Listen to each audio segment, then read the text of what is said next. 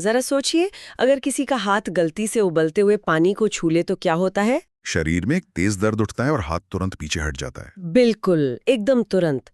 और ये एक बहुत ही स्पष्ट बायोलॉजिकल अलार्म है ना? शरीर की भाषा यहाँ बिल्कुल साफ है कि दर्द का मतलब है ऊतकों को नुकसान पहुंच रहा है, इसलिए तुरंत कुछ करो। हाँ, एक सीधा एक्शन रिएक्शन मैकेनिज्म। राइट। लेकिन जब हम उदास होते हैं या हताश होते हैं या किसी पर बहुत तेज गुस्सा करते हैं, तब अंदर क्या चल रहा होता है? मतलब क्या भावनाएं महज कुछ रसायनों का बेतरतीब खेल है या फिर इनके पीछे कोई बहुत गहरा विज्ञान है? और यही वो सवाल है जो आज हमारी चर्चा का केंद्र है। एकदम। तो इस गहन चर्चा में आपका स्वागत है। चलिए इसे समझते हैं। आज हम एक बेहद दिलचस्प स्रोत सामग्री का विश्लेषण कर रहे हैं। Alien interview deluxe study limited edition का अध्याय 12, जिसका शीर्षक है भावनाएं, चेतना की खोई हुई भाषा। हाँ, चेतना की खोई हुई भाषा। हमारा मिशन आज यही है कि हम मटिल्डा और उस एलियन जिसे अर्ल कहा गया है, उनके बीच की इस असाधारण बातचीत को डिकोड करें। हम देखेंगे कि मटिल्डा के गहरे मानवीय सवाल क्या थे और अर्ल ने चेतना के स्तर पर उनके क्या जवाब दिए। और मैं यहाँ शुरुआत में ही साफ कर दूं कि ये अध्याय सिर्फ कोई आम साइंस फिक्शन नहीं है। ये मनोविज्ञान और चेतना का एक बहुत बहुत गहरा अध्ययन है जो हमें खुद को बेहतर समझने में मदद कर सकता है। यहाँ जो बात सबसे दिलचस्प है वो है इन दोनों का अलग अलग नजरिया। बिल्कुल। एक तरफ मटिल्डा है जो पूरी तरह से मानवीय और जैविक भावनाओं में डूबी हुई है, और दूसरी तरफ अर्ल है जो शरीर के बंधनों से मुक्त एक शुद्ध चेतना के स्तर से बात कर रही है। हाँ, और इन दोनों के विचारों का जो टकराव है ना, वो इस स्रोत को एक मास्टर क्लास बनाता है। तो भावनाओं की भाषा को समझने के लिए मटिल्डा शुरुआत ही उस भावना से करती है जो इंसानों के लिए सबसे बड़ी है, मतलब प्यार, जो कि हमारे लिए सबसे जटिल भी है। राइट। मटिल्डा एक नर्स है।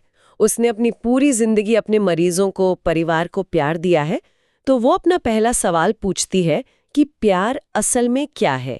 मतलब क्या ये कोई भावना है, चुनाव है या ऊर्जा है?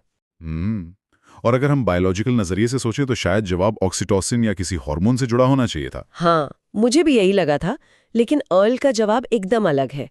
अर्ल कहती है कि प्यार चेतना का मूल स्वभाव है। जब आप किसी से प्यार करते हैं तो आप असल में उनमें अपना ही हिस्सा देखते हैं। क्योंकि स्रोत के अनुसार सब एक ही चेतना के हिस्से हैं।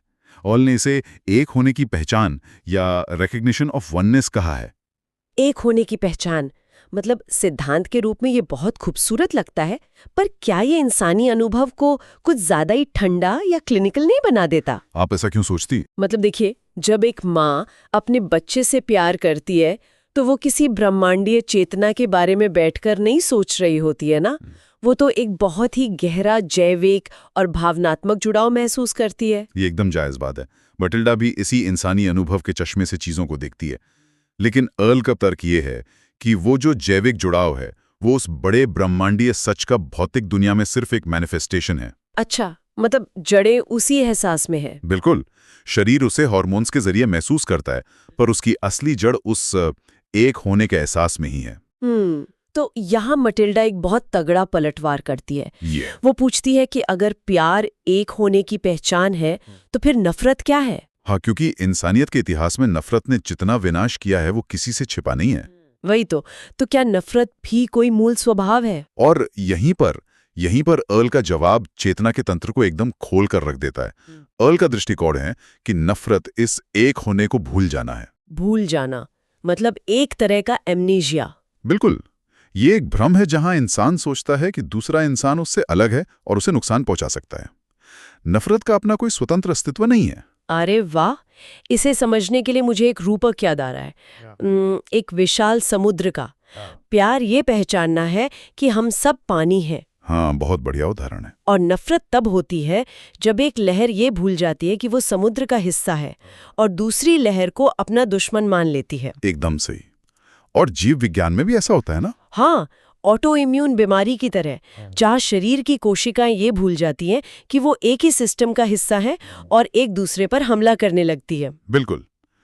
तो एरल के अनुसार इंसानियत की नफरत भी एक तरह की आध्यात्मिक ऑटो इम्यून बीमारी ही है। पर एक तीखा सवाल यहाँ उठता है। मटिल्डा ने भी इस पर चिंतन किया। क्या नफरत को सिर्फ एक भ्रम मान लेना इतना आसान है, जबकि इसका असर इतना वास्तविक होता है? मतलब युद्ध, हिंसा, खून खराबा, ये सब तो भ्रम नहीं है ना? ये मटिल्डा का बहुत ही गहरा दर्द था, खासकर द्वितीय विश्व युद्ध देखने के बाद। लेकिन अगर हम इसे बड़े संदर्भ में देखें तो एल दर्द या युद्ध के परिणामों को नकार नहीं रही है। तो फिर वो क्या कह रही है? वो कह रही है कि जिस विचार से वो दर्द पैदा हुआ वो विचार झूठा है। जैसे अंधेरे में आप रस्सी को सांप समझ लें और डर के मारे हार्ट अटैक आ जाए। अच्छा, तो हार्ट अटैक असली है, पर सांप तो भ्रामी था। बिल्कुल। एल भावनाओं को एक जैविक प्रक्रिया से हटाकर अस्तित्व के स्तर पर ले जाती है। ये कोई नैतिक उपदेश नहीं है, बल्कि चेतना की प्रकृति का सीधा विवरण है। तो अगर नफरत भूल जाने का नाम है, तो क्या हमारी बाकी भावनाएं जैसे गुस्सा, डर या उदासी बेकार हैं? मटिल्डा की भी यही शंका थी कि क्या हमें इन्हें पूरी तरह दबा देना चाहिए। हाँ, क्योंकि कई बार गुस्से में लोग गलत काम कर देते हैं या डर के कारण मौके गंवा देते हैं। लेकिन एल इसके जवाब में एक बहुत ही व्यावहारिक ढांचा पेश करती है। एल की सीख है कि भावनाएं बेकार नहीं हैं, वे चेतना के मार्गदर्शन हैं, यानी सिग्नल्स। यहाँ मामला सच में बहुत दिलचस्प हो जाता है। मैं इसे कार के डैशबोर्ड से जोड़कर देखती हूँ। भावनाएं डैशबोर्ड की उन लाल पीली लाइटों की तरह हैं जो हमें गाड़ी की स्थिति बताती हैं। एकदम सटीक एनालॉजी है। आप उन लाइटों को तोड़ तो नहीं सकते ना? वही तो, भावनाओं को दबाना मतलब डैशबोर्ड की लाइट को हथौड़े से तोड़ देना, और उनके डर से गाड़ी चलाना भी नहीं छोड़ सकते। बिल्कुल। तो एल की उस तालिका के अनुसार खुशी का मतलब है कि आप सही दिशा में हैं, और डर, गुस्से को तो हमेशा बुरा माना जाता है। एल के अनुसार गुस्सा तब आता है जब कोई आपकी सीमा या बाउंड्री लांघ रहा होता है। ये सिर्फ एक सिग्नल है। ओहो, और डर? डर का सिग्नल क्या बताता है? डर बताता है कि अस्तित्व खतरे में है। लेकिन एल ये भी कहती है कि आधुनिक चेतना के लिए ये अक्सर झूठा होता है। राइट, मतलब सामने कोई शेर नहीं है, बस एक ईमेल है जिससे हम डर रहे हैं, एक फॉल्स अलार्म। बिल्कुल।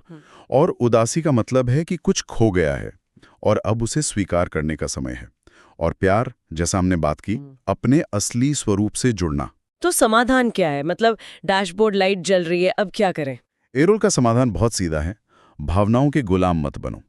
जब भावना आए तो रुको, एक सांस लो, खुद से पूछो कि यह क्या बताना चाहती है, और फिर तय करो कि क्या करना है। पर क्या असल जिंदगी के तनाव के बीच महज एक गहरी सांस लेकर रुक जाना सच में मुमकिन है आज के दौर में? देखिए, यही तो मटिल्डा और एरोल की बातचीत का सार है।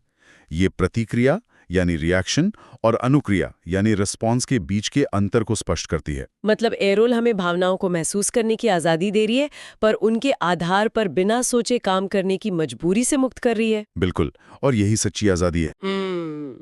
अब अर्ल ने इंसानी भावनाओं का इतना सटीक विश्लेषण किया कि मटिल्डा एक बहुत ही स्वाभाविक और मजेदार सवाल पूछ बैठती है। हाँ, कि क्या तुम्हारी प्रजाति में भी ये सब होता है? राइट। क्या अर्ल की प्रजाति में प्यार नफरत होती है? क्या तुम उदास होते हो? क्या तुम रोते हो? और ये सवाल बहुत महत्वपूर्ण है। मुझे तो अर्ल के जवाब सच में चौंकाने वाले लगे। वो कहती है कि उनके यहाँ नफरत नहीं होती क्योंकि वे उस एक होने के सच को कभी नहीं भूलते। हाँ, लेकिन उनकी प्राथमिकताएं या प्रेफरेंसेस जरूर होती हैं। और उदासी? उदासी होती है, खासकर तब जब वे देखते हैं कि कोई प्रजाति अपने भ्रमों और नफरत के कारण खुद को नष्ट कर रही है। पर अर्ल ये भी तो कहती है कि हर प्रजाति को अपनी गलतियों से खुद सीखना होता है। बिल्कुल, वो एक ब्रह्मांडीय सच जानती हैं। और जहां तक रोने की बात है, हाँ, क्या वे रोते हैं? वे रोते नहीं हैं क्योंकि उनके पास शारीरिक आंसू नहीं है, लेकिन चेतना में एक गहरी संवेदनशीलता होती है। और मैटिल्डा इसे एक बेहतरीन तरीके से समझती है। मुझे मैटिल्डा की ये बात सबसे अच्छी लगी। वो सोचती है कि जैसे सपने में रोते वक्त असल में आंसू नहीं होते, पर दर्द पूरा महसूस होता है। एकदम। जागने पर आंखें सूखी होती हैं, पर सपने के अंदर वो दर्द 100% असली था। शायद एलियंस की उदासी वैसी ही है, बिना आंसू का रोना। ये एक महत्वपूर्ण सवाल खड़ा करता है। हॉलीवुड फिल्मों में अक्सर एलियंस को बिना भावनाओं वाले रोबोटिक मशीन दिखाया जाता है। हाँ, ठंडे और तर्क संगत। लेकिन मैटिल्डा का सवाल और अर्ल का जवाब बताते हैं कि विकास या इवोल्यूशन का मतलब भावनाओं का खत्म होना नहीं है, बल्कि उन्हें शारीरिक प्रतिक्रियाओं से अलग करके शुद्ध स्तर पर अनुभव करना है। वाओ, मेटिल्डा और अर्ल की ये बातचीत किसी भी दार्शनिक किताब जैसी लग सकती है, लेकिन इस डीलक्स संस्करण में स्पेंसर द्वारा जोड़े गए फुटनोट्स इसे आधुनिक विज्ञान की कसौटी पर कसते हैं। और यहीं से एक बहुत बड़ा रहस्य पैदा होता है। तो इस सब का क्या मतलब है? स्पेंसर ऐसा क्या कहते हैं? स्पेंसर के अनुसार एरल ने 1947 में जो बातें कहीं वे 20वीं सदी के सबसे बड़े मनोवैज्ञानिकों के शोध से हूबहू मेल खाती हैं। अच्छा, जैसे 1970 के दशक में पॉल एकमैन का शोध।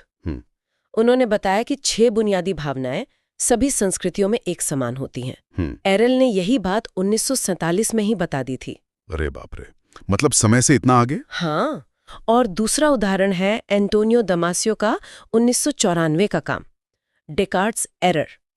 दमासियो ने साबित किया कि तर्क और भावनाएं एक साथ काम करते हैं। और एरल ने भी तो यही कहा था कि भावनाओं से मार्गदर्शन लो, अंधे मत बनो, उन्हें डैशबोर्ड की तरह इस्तेमाल करो। बिल्कुल। और तीसरा सबसे बड़ा नाम है विक्टर फ्रैंकल का, लोगोथेरेपी वाले। हाँ, जो होलोकॉस्ट से बचे थे। सही कहा।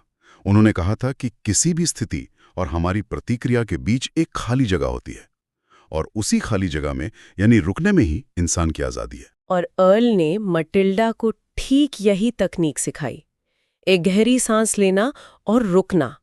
ये तो ऐसा है जैसे 1940 के दशक की किसी खुदाई में आज का कोई स्मार्टफोन मिल जाए। स्पेंसर का निष्कर्ष यही है कि 1947 में किसी का ये सब सोच पाना अपने आप में एक बहुत बड़ा रहस्य है। तो क्या ये कहानी सिर्फ एक कल्पना है या कुछ और? देखिए, इस कहानी की सच्चाई जो भी हो, इसमें प्रस्तुत किया गया मनोवैज्ञानिक ढांचा त्रुटिहीन है। बिल्कुल। ये आधुनिक विज्ञान और चेतना के अध्ययन का एक दुर्लभ संगम है, जानकारी के उस ढेर में से एक मोती की तरह, जो आज के तनाव भरे जीवन में सीधा काम आ सकता है। तो अगर हम आज की इस पूरी चर्चा को समेटें, तो हमने सीखा कि प्यार कोई जादू नहीं, बल्कि उसी एक होने की पहचान है। और भावनाएं हमें परेशान करने के लिए नहीं बनी है। हाँ, बल्कि कार के डैशबोर्ड की तरह हमारा मार्गदर्शन करने के लिए है। और मटिल्डा और अर्ल की इस बातचीत ने यह साबित कर दिया कि रुककर एक सांस लेना और खुद से सवाल करना ही सबसे बड़ी आज़ादी है। ये सच में सुनने वालों के लिए बहुत ही व्यावहारिक टूल है। वे इसे रोजमर्रा की जिंदगी और सूचनाओं की भीड़ से निपटने में इस्तेमाल कर सकते हैं। एकदम सही। और स्रोत में दिए गए अगले एपिसोड के जो संकेत है ना, मटिल्डा का अगला सवाल है कि अगर हम सब एक हैं तो युद्ध और हिंसा क्यों है? और एल का जवाब है कि हिंसा विकास का एक चरण है। जो प्रजातियां इससे ऊपर नहीं उठती वो खत्म हो जाती हैं। ये तो हमें अगली बार के लिए बहुत कुछ सोचने पर मजबूर कर देगा। लेकिन आज हम चर्चा का अंत एक गहरे सवाल के साथ करेंगे। एक ऐसा नजरिया जो स्रोत पर आधारित तो है, पर हमें कुछ नया सोचने पर मजबूर करता है। हाँ, बिल्कुल। जरा सोचिए, अगर प्यार हमारा प्राकृतिक स्वभाव है और नफरत सिर्फ एक भ्रम या भूलने की बीमारी है, एक कलेक्टिव एमनीशिया। हाँ, तो क्या ऐसा हो सकता है कि हमारी आधुनिक दुनिया, जो इतने सारे विवादों और लड़ाइयों से भरी है, वो मूल रूप से टूटी हुई ही नहीं है? मतलब हम अंदर से खराब नहीं है। ऐसा है तो हमें बस वापस याद करने के लिए क्या करना होगा? ये सच में बहुत गहरा सवाल है। हाँ, और ये विचार सुनने वालों को लंबे समय तक सोचने पर मजबूर करेगा। इसी विचार के साथ आज की चर्चा हम यहीं खत्म करते हैं। अगली बार फिर मिलेंगे एक नई गहराई के साथ।